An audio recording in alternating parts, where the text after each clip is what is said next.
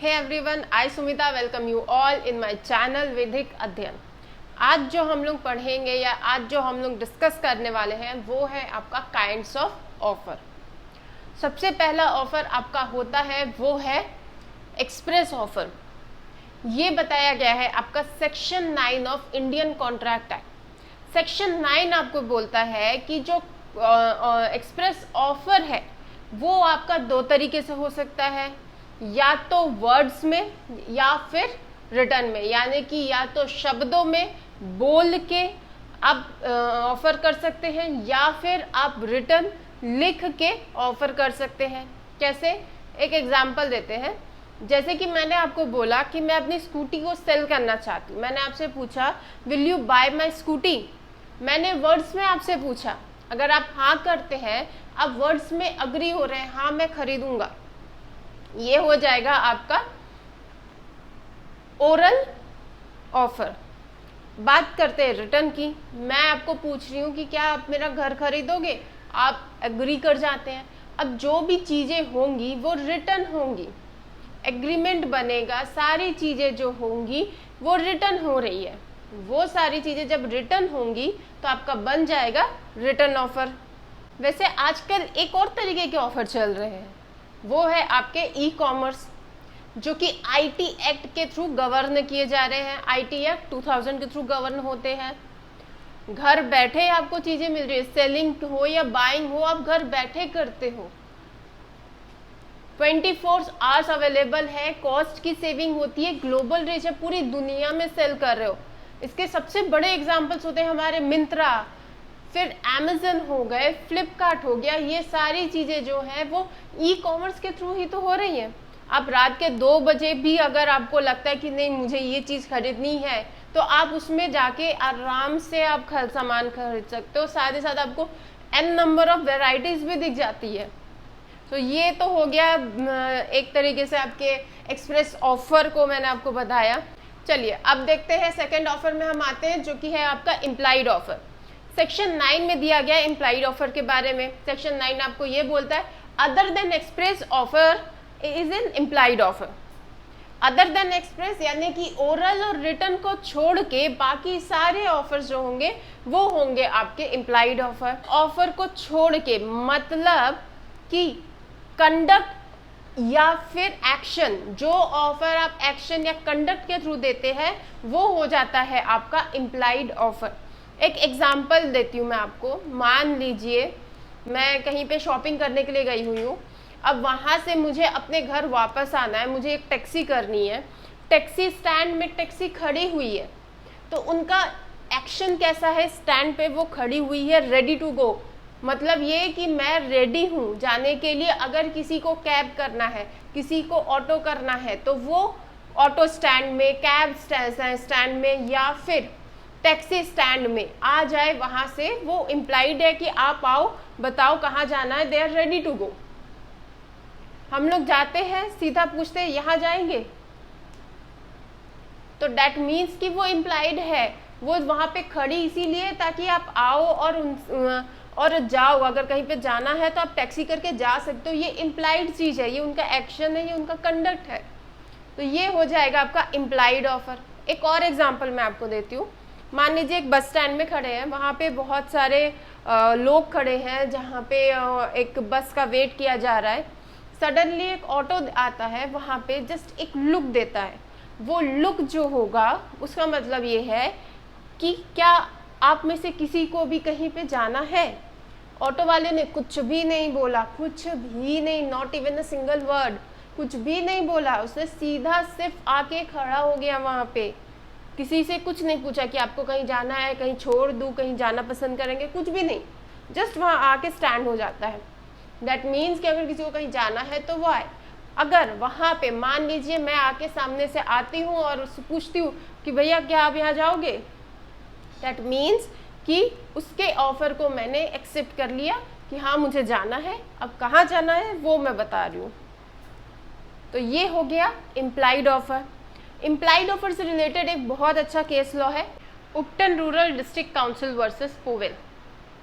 इस केस में क्या हुआ था कि पोवेल जो था उसके फार्म में लग गई थी आग। अब उसने किया अपने नज़दीकी फायर स्टेशन पे कॉल। होता ये है कि हर एक एरिया का एक फायर स्टेशन अलॉट रहता है कि आपको इस जगह के लिए वर्क करना है। अब पोवेल ने कॉल किया उपटन ब्रिज वालों को, लेकिन प्रॉब्लम ये थी कि जो वो जो फायर स्टेशन था वो पोवेल के एरिया के बाहर का था। वो फायर स्टेशन के एरिया में पोवेल का जो फार्म था वो नहीं आता था। लेकिन जब बात हुई थी, पोवेल ने जब कॉल किया था तो पोवेल ने ये एज्यूम कर लिया था कि फायर स्टेशन वाले आएंगे और उसके फार्म की जो आग लगी है वो बुझाएंगे। फायर स्टेशन वाले आए और आग बुझाई भी, लेकिन जाते टाइम एक सर्टेन अमाउंट उस सर्विस के लिए चार्ज किया। तो पोवेल ने जो है वो केस कर दिया उपटन ब्रिज वालों के ऊपर, यानी फायर स्टेशन वालों पे। तो इस केस में ये हेल्ड हुआ था कि जो फायर स्टेशन है वो उस एरिया के बाहर के काम किया। उस सर्विस को देने के लिए उसने जो चार्ज किया वो इम्प्लाइड था कि क्योंकि वो उस एरिया का ही नहीं था, उस पर्टिकुलर जो एरिया है वो अपने एरिया के आग को बुझाएगा, लेकिन पोवेल का था उस एरिया के बाहर। स्टिल वो गए और आग बुझाया। तो इस चीज़ के लिए अगर वो चार्ज कर रहा है फायर स्टेशन तो ये एक इम्प्लाइड कॉन्ट्रैक्ट है और पोवेल को जो अमाउंट है वो फायर स्टेशन वालों को देना होगा। ठीक है, अब बात करते हैं, आगे बढ़ते हैं और बात करते हैं काउंटर ऑफर की। काउंटर ऑफर के लिए मैं एक वर्ड बोलूंगी जो है आपका बार्गेनिंग करना। आई गेस हम सब ने कभी न कभी कहीं न कहीं पे तो बार्गेनिंग की ही है अपने लाइफ में, कभी न कभी तो किए ही होंगे आप लोग। चलिए बात करते हैं, एक एग्जांपल देते हैं काउंटर ऑफर के लिए। मान लीजिए मैं एक पर्टिकुलर कोई फ्रूट खरीदने के लिए शॉप में गई। मैंने बोला सामने जाके, भैया ये फ्रूट पर्टिकुलर फ्रूट ये कितने में दिया? उसने बोला 50 रुपीज़ kg मैडम। मैंने बोला भैया ये तो बहुत ज़्यादा है, एक काम करिए आप इसको 40 रुपीज़ में दे दीजिए। उसने बोला 50, मैंने उसको काउंटरली ऑफर दे दिया 40 रुपीज़। तो ये हो जाएगा बार्गेनिंग, बेसिकली ये हो जाएगा आपका काउंटर ऑफर। इससे रिलेटेड आपको एक मैं केस लॉ बताती हूँ जो है हाइड वर्सेस व्रिंच। इस केस में क्या हुआ था कि व्रिंच एक दिन अपने फार्म में ऐसे खड़ा हुआ था। बाय चांस ऐसे लकीली ऐसा हुआ कि हाइड वहीं से गुजर रहा था। व्रिंच उस टाइम पे ये सोच रहा था कि मुझे अपने इस फार्म को बेचना है।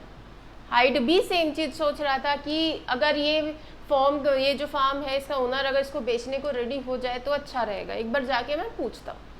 हाइड जो है वो व्रिंच के पास जाता है, बोलता है कि क्या आप इस फार्म को सेल करोगे, बिकॉज मैं इंटरेस्टेड हूँ खरीदने के लिए। व्रिंच बोलता है ठीक है मैं सेल करने के लिए रेडी हूँ, then the price will be 1200। तो हाइड बोलते तो बहुत ज़्यादा है।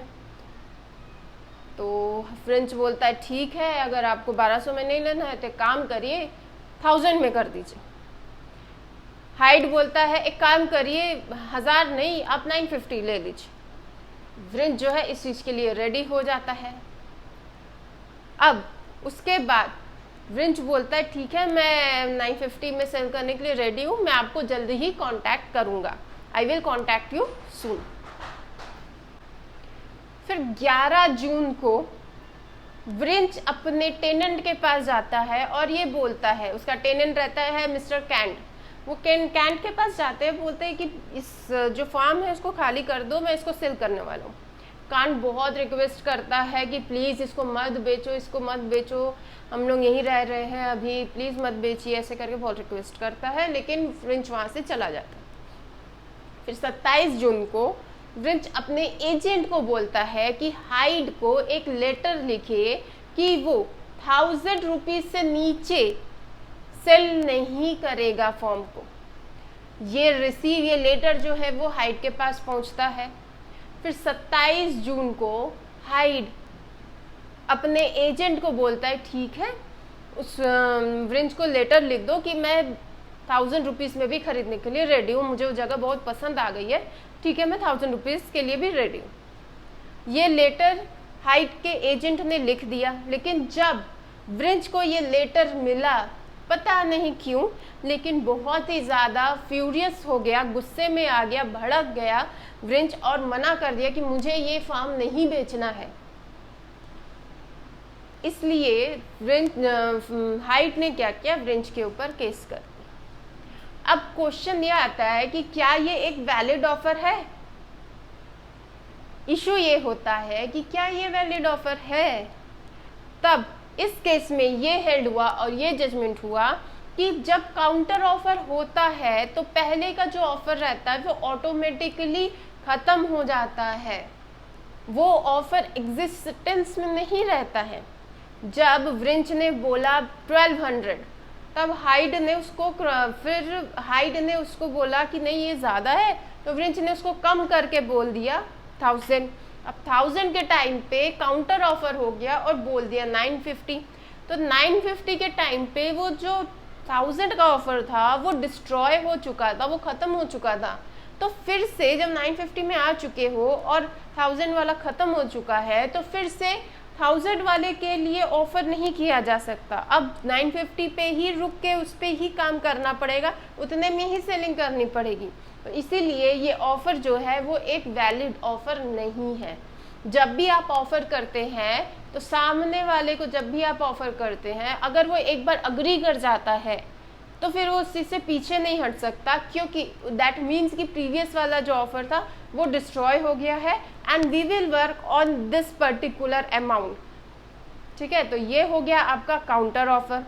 अब आगे बढ़ते हैं, बात करते हैं जनरल ऑफ़र की। जनरल ऑफर का मतलब होता है पब्लिक एट लार्ज। आप सब देखते हैं जब भी किसी शॉप में जाते हैं, किसी मॉल में जाते हैं, बहुत सारी जगह में ये लिखा रहता है sale sale sale. That means कि वो पब्लिक एट लार्ज के लिए है।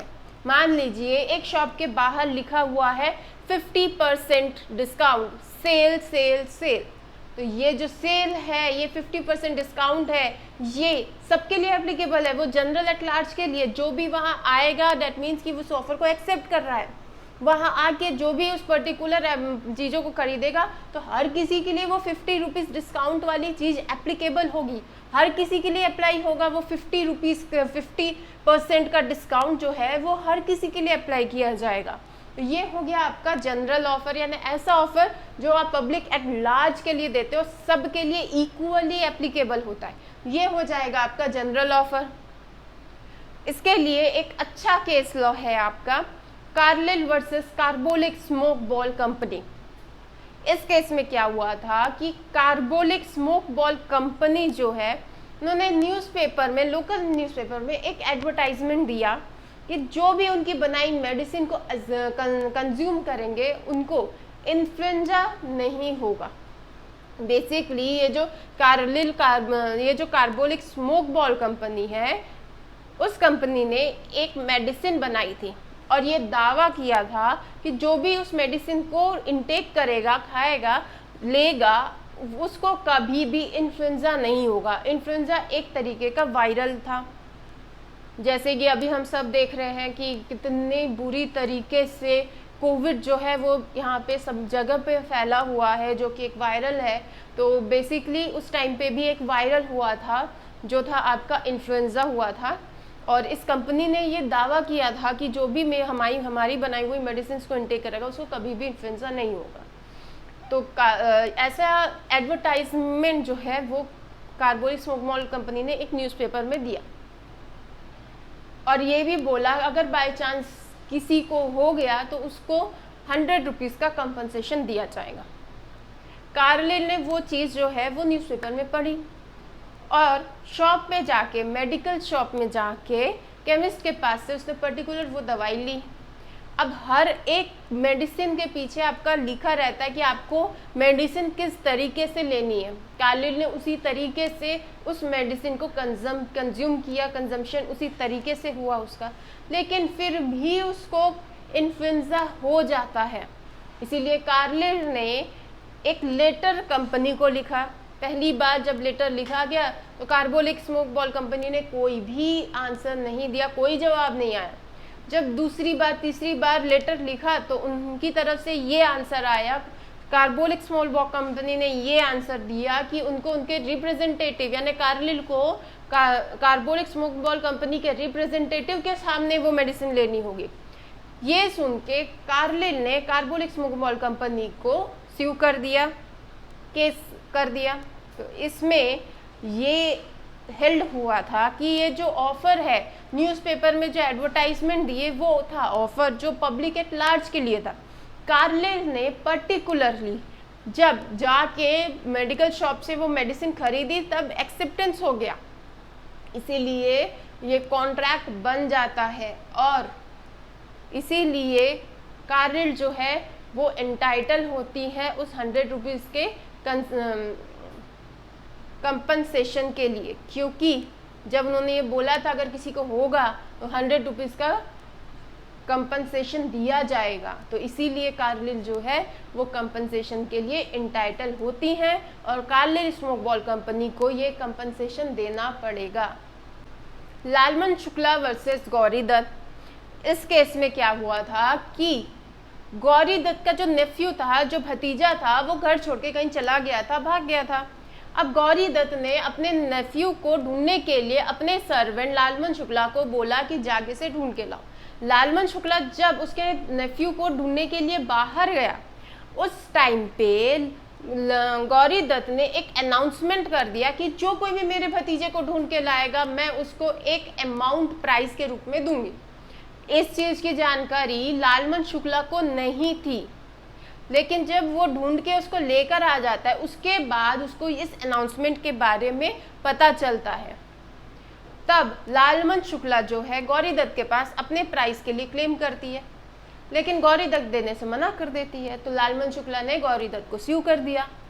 तो कोर्ट ने ये बोला कि कम्युनिकेशन होना बहुत ज़रूरी है। लालमन शुक्ला ने जब अनाउंसमेंट हुआ था तब लालमन शुक्ला तो कुछ पता ही नहीं था, इसीलिए वो एंटाइटल ही नहीं है इस अमाउंट के लिए। बेसिकली इस केस में जो ऑफर हुआ था वो था आपका जनरल ऑफर, मतलब ये कि जो अनाउंसमेंट हुआ कि जो कोई भी मेरे भतीजे को ढूंढ के लाएगा मैं उसको सर्टेन अमाउंट प्राइस के रूप में दूंगी। ये जो गौरी दत्त ने बोला ये जनरल ऑफर था, वो पब्लिक एट लार्ज के लिए था। कोई भी अगर उसके भतीजे को ढूंढ के लाता वो इंटाइटल होता उस प्राइस के लिए। अगर लालमन शुक्ला को ये बात उस बच्चे के मिलने से पहले पता होती, उसको ये चीज़ें पता पहले चल जाती, तो लालमन शुक्ला एंटाइटल हो जाता उस अमाउंट के लिए, क्योंकि ये ऑफर जो था वो जनरल ऑफर था, पब्लिक एट लार्ज के लिए था, सबके लिए था। चलिए अब आगे बढ़ते हैं, बात करते हैं स्पेसिफिक ऑफर की। स्पेसिफिक ऑफर जो है एक पर्टिकुलर पर्सन को दिया जाता है। जैसे कि मैंने आपसे पूछा मैं अपने स्कूटी को बेचने के लिए सोच रही हूँ, will you bye my scooty. मैंने ये ऑफर सिर्फ और सिर्फ आपको दिया है, सिर्फ आपको, तो कोई और आके इस चीज़ का एक्सेप्टेंस नहीं दे सकता है। स्पेसिफिक ऑफर, एक पर्सन ने दूसरे पर्सन को स्पेसिफिकली, किसी एक पर्सन को, दो पर्सन को स्पेसिफिकली ऑफर दिया, सिर्फ वही लोग इंटाइटल है हाँ बोलने के लिए या ना बोलने के लिए। ये हो जाएगा आपका स्पेसिफिक ऑफर। चलिए आगे बढ़ते हैं। नेक्स्ट है आपका क्रॉस ऑफर। मान लीजिए मुझे जो है अपना घर बेचना था, मैंने आपको मैसेज किया कि क्या तुम मेरा घर इतने पर्टिकुलर प्राइस में खरीदने के लिए रेडी हो। मैंने ये चीज़ आपको मैसेज की, आपके दिमाग में सेम चीज़ आता है कि ये घर इसका बहुत अच्छा है, अगर ये बेच दे तो बहुत अच्छी बात है, मैं खरीद लूँगा। उसके बाद आप सोचते हो चलो एक बार गिव अ शॉट, मैं एक बार पूछ के देखता हूँ। आप जो करते हो मुझे पर्टिकुलर मैसेज करते हो पूछने के लिए, आपने मेरा मैसेज देखा नहीं, मैंने आपका मैसेज देखा नहीं, तो ये हो गया क्रॉस ऑफर। सेम पार्टीज, मैंने आपको किया, आपने मुझे किया, सेम अमाउंट में दोनों ने लिखा, सेम पर्टिकुलर चीज़ के लिए, मैं घर के लिए पूछ रही थी, आप भी घर के लिए ही पूछ रहे हो, यानी same party, same product, same price, तीनों सेम है और एक दूसरे को मैसेज किए, दोनों को नहीं पता। मैंने आपको मैसेज किया, आपने सोच के मेरा मैसेज देखा नहीं, आप पता ही नहीं आपको कि मैंने कोई मैसेज किया, आपने उल्टा मेरे को मैसेज कर दिया। नहीं, दोनों एक दूसरे को मैसेज कर रहे ये जाने बगैर कि आपने मुझे मैसेज किया, मैंने आपको मैसेज किया, तो ये हो जाएगा आपका क्रॉस ऑफर। इसके लिए एक पर्टिकुलर केस है आपका थिन वर्सेस हॉफमैन। हॉफमैन ने थिन को एक लेटर लिखा और ये पूछा कि मुझे 800 टन्स ऑफ आयरन को सेल करना है, तो मैं आपको 800 टन्स ऑफ आयरन के लिए ऑफर देना चाहता हूँ, लेकिन आई रिक्वेस्ट कि आप इस चीज़ के लिए जो आंसर है वो आप बाय पोस्ट करें। सेम चीज़ जो है वो थिन ने हॉफमैन को उसी तरीके से लेटर में लिख के दिया। तो क्वेश्चन ये अराइज होता है कि क्या ये एक वैलिड ऑफर है? ये हेल्ड होता है कि ये एक वैलिड ऑफर नहीं हो सकता, क्योंकि ऑफर होने के लिए सबसे बड़ा एसेंशियल होता है आपका ऑफर, नेक्स्ट हो जाता है आपका एक्सेप्टेंस। इसमें ऑफर तो दोनों ने किया लेकिन एक्सेप्ट तो किसी ने भी नहीं किया है, तो ये जो है वैलिड ऑफर नहीं हो सकता। नेक्स्ट हम लोग देखते हैं जो है आपका लास्ट ऑफर, वो है इन्विटेशन टू ऑफर। मैं इनवाइट करूंगी लोगों को ताकि लोग मुझे ऑफर दे। एक एग्जाम्पल देती हूँ, बेसिकली ये बिडिंग होती है, एक तरीके से बिड करना या इनविटेशन देना जिसको बोलते हैं हम लोग। चलिए इसके लिए आपको एक एग्जाम्पल देखती हूँ। मान लीजिए मैं एक अच्छे खासे बड़े सोसाइटी की सेक्रेटरी हूँ, मुझे अपने सोसाइटी में जो है पेंटिंग करवानी है, कलर करवानी है, पेंट करवाना है, पूरे जो सोसाइटी है उसको पेंट करवाना है बेसिकली। तो मेरे साथ कुछ और मेंबर्स रहते हैं। हम लोगों ने क्या किया कि एक पेपर में, न्यूज़पेपर में एक ऐड दे दिया कि हमें अपने सोसाइटी में कलर करवाने, तो प्लीज़ जो भी इंटरेस्टेड है वो अपने अपने कोटेशंस हमें भेजें। तो कोटेशंस जो होंगे वो होगा आपका इनविटेशन। हमने क्या किया, इनविटेशन दिया ताकि लोग हमें ऑफर दे। अब लोग जो है, जो भी ABCD 4 लोग मान लीजिए हैं, यहाँ पे 4 लोगों ने हमें कोटेशन भेजा, उस कोटेशन को देखेंगे, उन लोगों ने हमें क्या किया, ऑफर किया। अब मुझे या मेरे जो सोसाइटी के जो मेंबर्स हैं जिनको ये समझ में आएगा अच्छा इसका कोटेशन जो है वो अच्छा लग रहा है, ये सूट करेगा, हमें बजट में भी है और अच्छा काम करता है, ये सूट करेगा मुझे, तो उसका ऑफर हमने एक्सेप्ट कर लिया। तब हो गया आपका कॉन्ट्रैक्ट पूरा, मतलब कॉन्ट्रैक्ट रेडी हो गया, अब उस पर वर्क किया जाएगा। तो मतलब मैंने क्या किया, इनविटेशन दिया सामने वाले को कि सामने वाला पर्सन मुझे ऑफर दे, उसका ऑफर अगर मुझे अच्छा लगे तो मैं उस ऑफर को फिर एक्सेप्ट करूँगी। तो ये हो जाता है आपका invitation to offer. Okay friends, तो हमारा ये जो काइंड्स ऑफ ऑफर था वो यहीं पे ख़त्म होता है। आई होप कि चीज़ें आप लोगों को बहुत क्लियर हो गई होंगी। If you like my video, please like and subscribe my channel, and if you have any kind of queries regarding this, so please let me know in the comment section below. Thank you so much.